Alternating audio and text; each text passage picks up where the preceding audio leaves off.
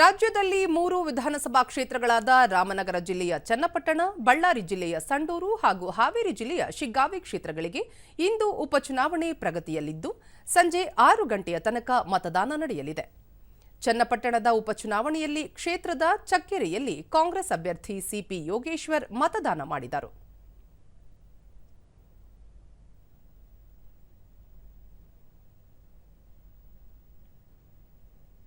NDA ಅಭ್ಯರ್ಥಿ ನಿಖಿಲ್ ಕುಮಾರಸ್ವಾಮಿ ಕೆಂಪೇಗೌಡ ಬಡಾವಣೆ ಮತಗಟ್ಟೆ ಸೇರಿದಂತೆ ವಿವಿಧ ಮತಗಟ್ಟೆಗಳಿಗೆ ಭೇಟಿ ನೀಡಿದರು.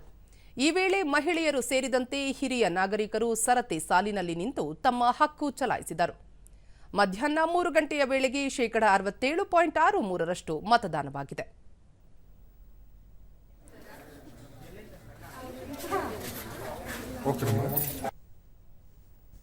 ಶಿಗ್ಗಾವಿಯ ವಿಧಾನಸಭಾ ಉಪಚುನಾವಣೆ ಹಿನ್ನೆಲೆಯಲ್ಲಿ ಕ್ಷೇತ್ರದ ಹಲವೆಡೆ ಬೆಳಗ್ಗೆಯಿಂದಲೇ ಶಾಂತಿಯುತ ಮತದಾನ ನಡೆಯುತ್ತಿದೆ.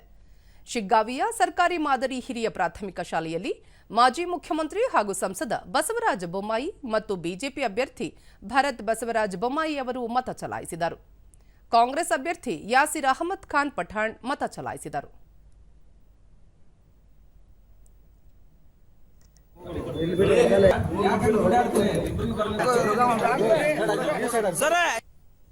ಮತದಾರರಾದ ಅನುಷಾ ತಾವು ಅಮೆರಿಕಾದಲ್ಲಿದ್ದು ಉಪಚುನಾವಣೆ ಇರುವುದರಿಂದ ಮತದಾನ ಮಾಡಲಿಕ್ಕಾಗಿಯೇ ಉಳಿದುಕೊಂಡಿದ್ದೇನೆ. ಎಲ್ಲರೂ ತಮ್ಮ ಹಕ್ಕುಗಳನ್ನು ಚಲಾಯಿಸಬೇಕೆಂದು ಹೇಳಿದರು. ಇದು ನಮಗೋಸ್ಕರ ಇರೋ ದಿನ. ಬಂದು ಮತ ಚಲಾವಣೆ ಮಾಡಿ ನಮ್ಮ ಹಕ್ಕನ್ನು ತೋರಿಸೋಣ. ಒಬ್ಬ ಒಳ್ಳೆಯ ನಾಯಕನನ್ನ ಆರಿಸಿ ತರೋ ಜವಾಬ್ದಾರಿ ನಮ್ದಾಗಿದೆ. ದಯವಿಟ್ಟು ಎಲ್ಲ ಇದ್ರು ಬಂದು ಮತ ಚಲಾವಣೆ ಮಾಡಿ. 3 ಗಂಟೆಯ ವೇಳೆಗೆ 59.62% ಮತದಾನವಾಗಿದೆ.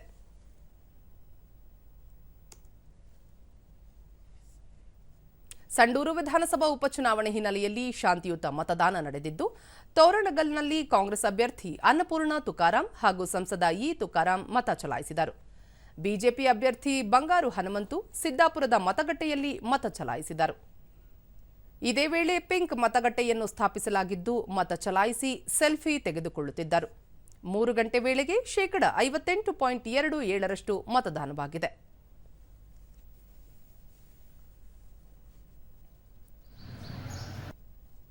ತೀವ್ರ ಕುತೂಹಲ ಕೆರಳಿಸಿರುವ ಚನ್ನಪಟ್ಟಣ ಕ್ಷೇತ್ರದಲ್ಲಿ ಎನ್ಡಿಎ ಅಭ್ಯರ್ಥಿ ನಿಖಿಲ್ ಕುಮಾರಸ್ವಾಮಿ ಹಾಗೂ ಕಾಂಗ್ರೆಸ್ ಅಭ್ಯರ್ಥಿ ಸಿಪಿ ಯೋಗೇಶ್ವರ್ ನಡುವೆ ನೇರ ಸ್ಪರ್ಧೆ ಏರ್ಪಟ್ಟಿದೆ.